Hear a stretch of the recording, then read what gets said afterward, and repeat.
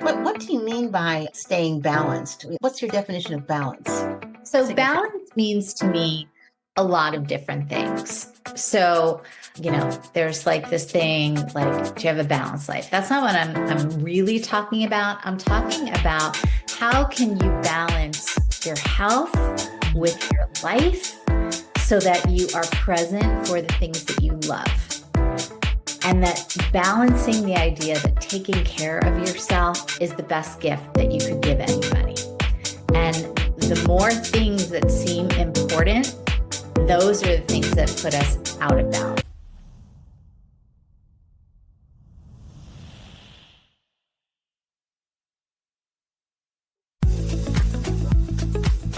Hi, I'm Glennis Woods Mullins, and I love to help women to vibe, to be more vibrant, intuitive, beautiful, and empowered in midlife. So come on, let's vibe.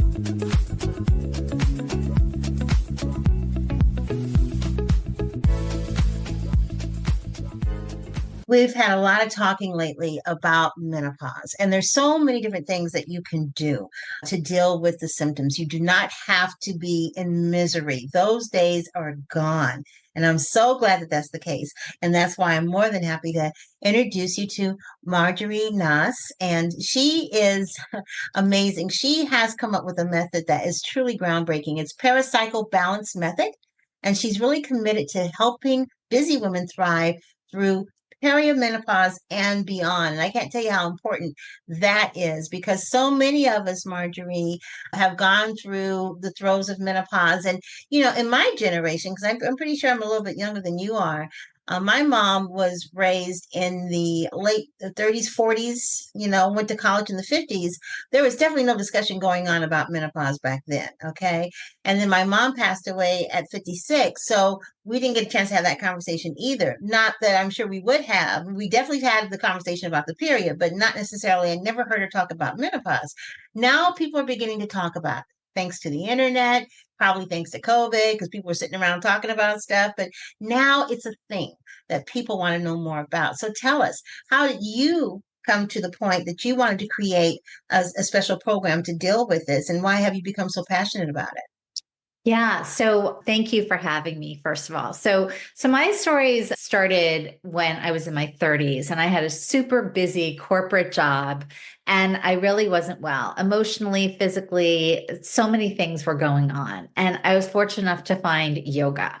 And yoga helped me heal in so many ways. And yoga's wellness branch called Ayurveda, and I know there Mhm. was recently an Ayurveda practitioner on, which is fantastic. Yes. That's yoga's wellness science. So I healed so much that I wanted to share that with everybody else. So I became a yoga and a wellness teacher and left corporate and became an entrepreneur. And basically, I sailed through perimenopause and menopause. It was like a non-issue at all.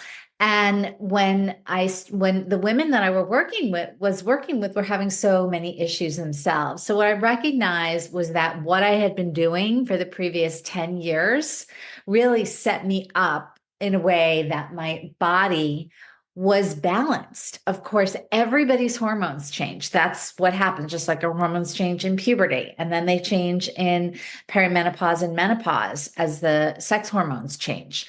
So I knew that what I was doing was working. It was working for me. So I started bringing that into my practice, my wellness practice, and retreats and classes and private lessons. And the women that I worked with started having amazing results.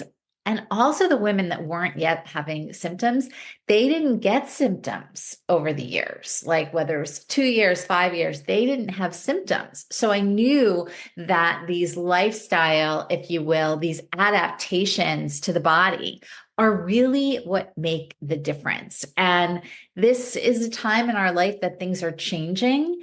And so adapting how we live in this next cycle of our life is really what's going to help us. Because if we're suffering from all the symptoms of perimenopause and menopause, it's hard to be happy. It's hard to look at the big picture of your life and what you want. And we can get, just very sucked into that. So that's why I love working with women in perimenopause and menopause. And I am like 8 years post menopause. So I've been through the whole cycle myself. So I feel like I'm really a person that can relate to women who've been through it. And I know what that period of time is like, period. No pun intended. And you're right. That stage of life is all full of transition. You become an empty nester. Maybe your marriage has been recommitted or the marriage is gone. You were maybe climbing the corporate ladder, but now you're wondering, do you even want to do this anymore?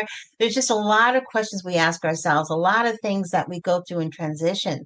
And you also take a look at maybe some of your lifestyle habits. And I wanted to ask you in particular because we live in a very stress oriented society. Stress is a lifestyle. It's a part of our lifestyle. Unfortunately, it is. So why do lifestyle habits make a difference, and how does stress impact us when it comes to perimenopause? These are such great questions, and stress as a lifestyle. I've never heard that before, It but pretty that much is is that. when you think It about it. really. Yeah. So we all have stress, right? We all have stress in our life. Life happens. There are going to be busy times, people that we care for, busy times at work, things with our families. It's how we respond to the stress that matters.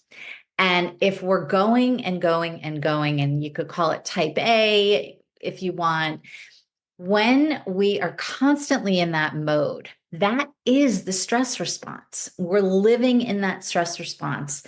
And when we're stressed, we cannot be in the rest and relaxation mode at the same time.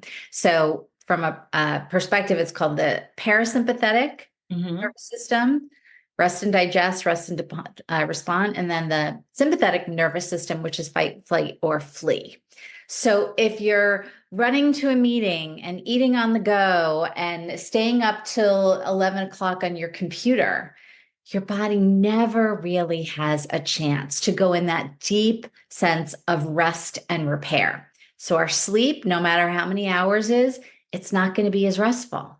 Our digestion isn't going to be as good. Our skin is going to change. And when we're not sleeping, that clarity of mind, that focus, that's not going to be good. And we're going to be more irritable.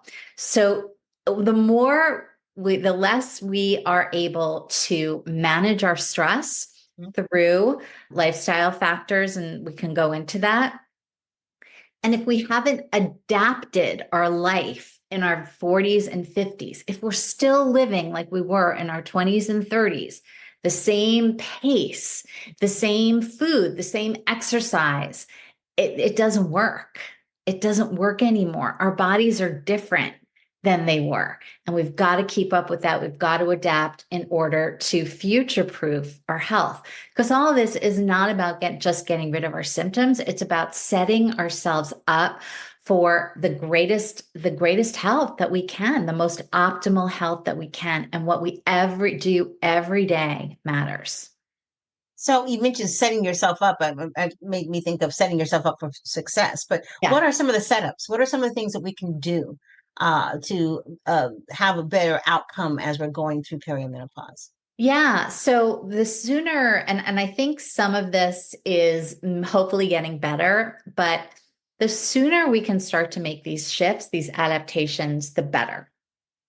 So what I mean by that is women's hormones are changing sometimes as early as the late 30s into the 40s. And a lot of women don't realize that they're in perimenopause until they have a hot flash, because that's like the one thing that's like the typical or most common symptom. But there are already changes that are happening. So one of the first things that women can do is recognize that that's what this is, and to start shifting to prioritize themselves more. And I hear, I've worked with thousands of women, and it's really hard. It's really hard. They're used to doing everything for everybody else and not putting themselves first, because they feel, understandably, that when they do something for somebody else, that's going to be better for that person. But ultimately, them taking the time for themselves, they're going to be a better person. They're going to be a better mother. They're going to be happier. They're going to be a better partner. They're going to show up more at work. So it's like, even if it's only 15 minutes more to yourself, just to be and not to do, that is one of the very first things that we can do. So I always start with sleep. I Mm, always start with sleep because without sleep, without quality sleep, again, it's not about quantity, it's about quality sleep. Everything in the body just goes off kilter. And it's very interesting because I have a new puppy. mhm, And so my sleep is very, very good. But the first few nights, the puppy was up in the middle of the night. The mm, first 2 nights, it was twice. And I'm such a good sleeper. I noticed it. Like my body didn't feel as good. I was hungry. I was so hungry because mm, I hadn't slept well. And I was, just kind of like dragging a little bit. And he's got his little cute face. So that lifted me up. But I was a little more achy. Like I was achy in a way. And so everything is harder when we haven't had a good night's sleep. So prioritizing sleep means like having a cutoff. So you could say, whatever time it is, make it a little bit earlier than what you're doing now. I never say to somebody who's going to sleep at midnight to go to sleep at 10. That's just way too big a jump. So very, very small shifts, like by 10 minutes. So, okay, so you have 10 minutes to yourself.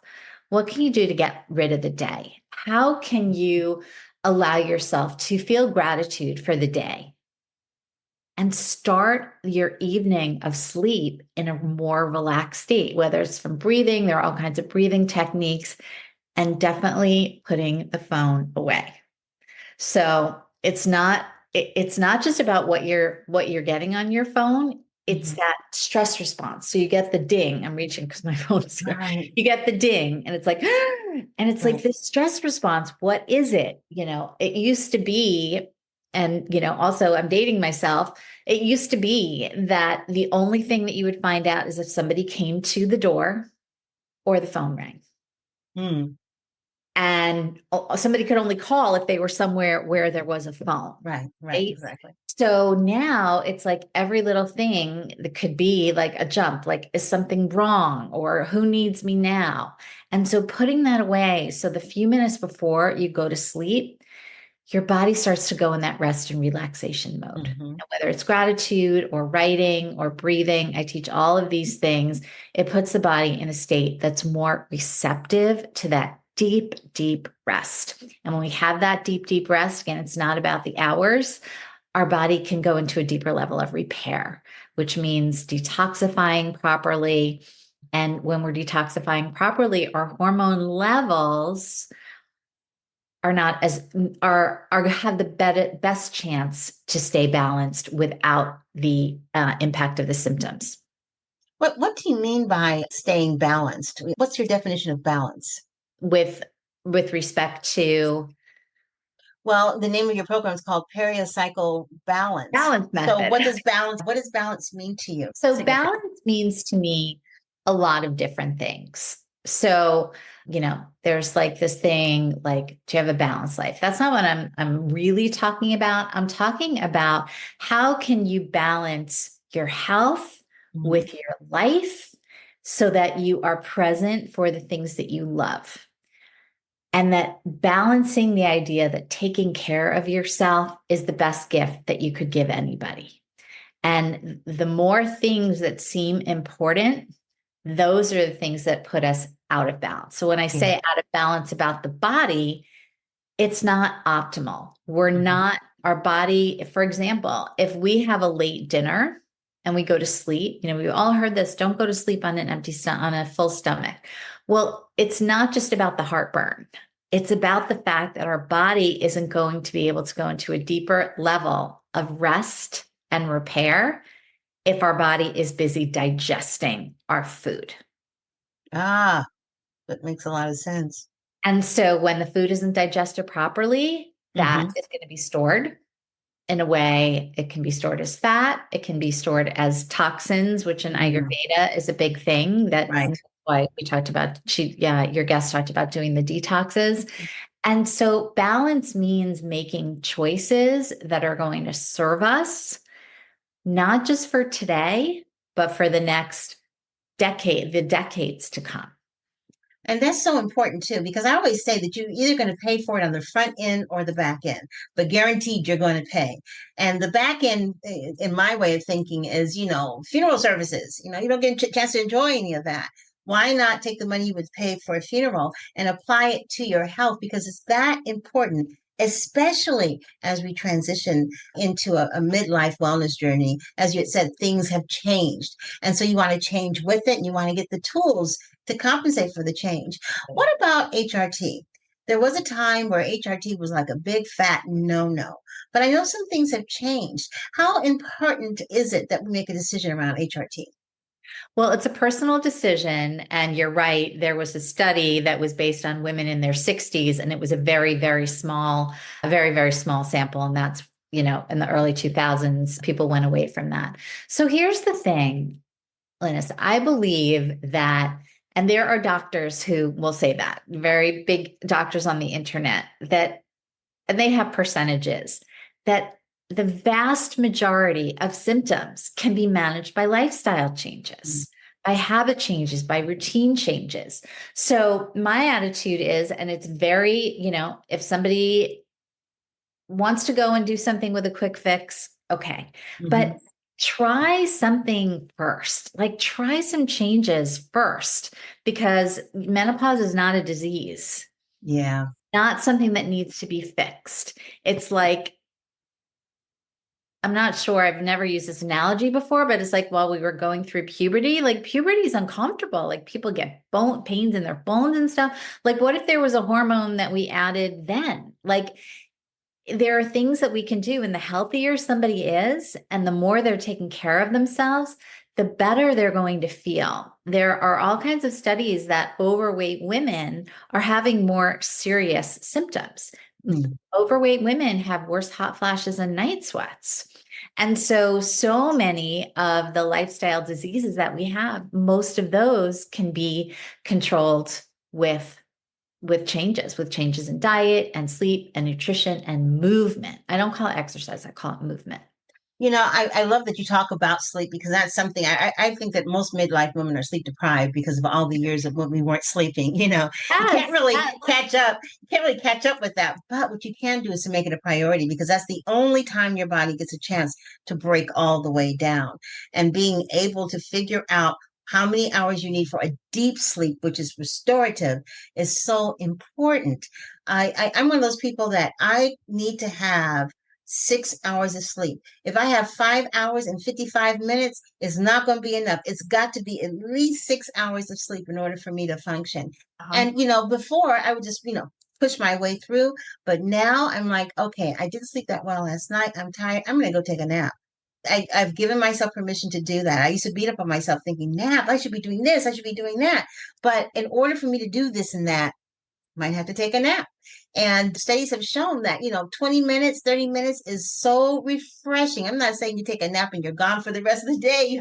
It's like, where's Mary?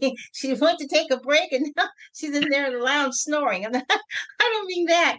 But giving yourself an opportunity just to close your eyes, disconnect, and maybe you're in REM or something, but it makes such a huge difference, not just for your overall well being, but is an integral part of weight loss. For those of you who are going through the perimenopause thing and you woke up one morning, it seems like, all of a sudden you had an extra butt back there. You don't know what's going on. There's so many tweaks around what you can do, but one of them is sleep. And you now have permission, everybody, all the women who are listening to this podcast in particular, you now have the permission to sleep. It's okay for you to sleep in or to take naps. Yeah, yeah. And I use the term underslept.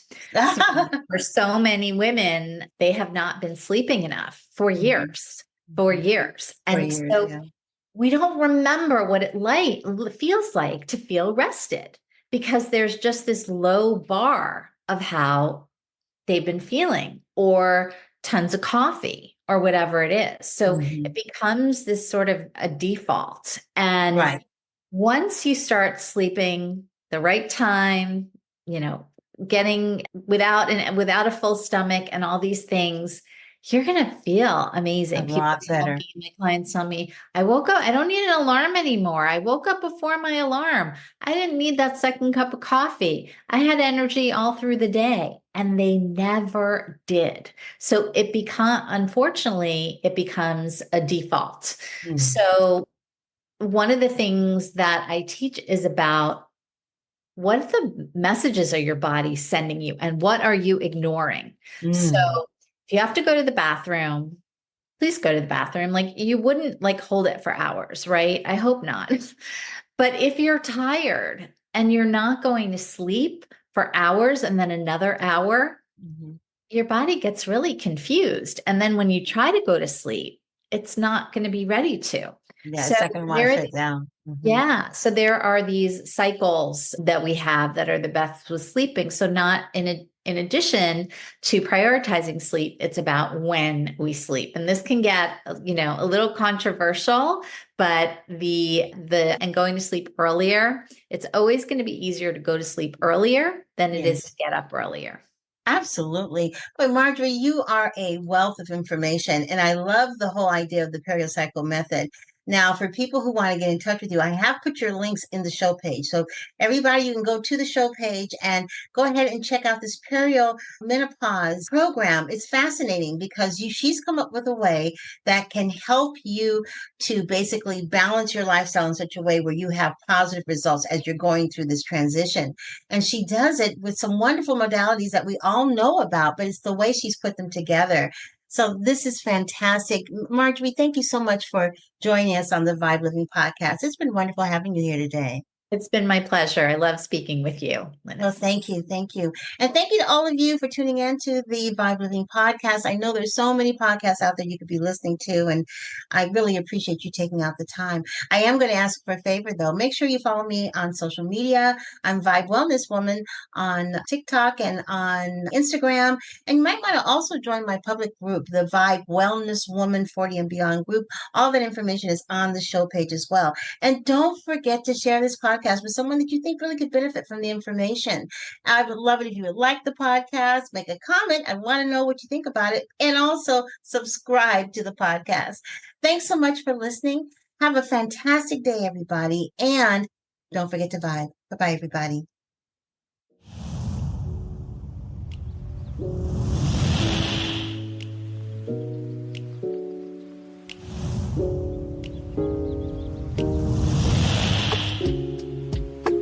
Thanks for listening to the Vibe Living Podcast. And don't forget to subscribe, like, and comment, and share this podcast. Have a fantastic day, and don't forget to vibe. Bye-bye, everybody.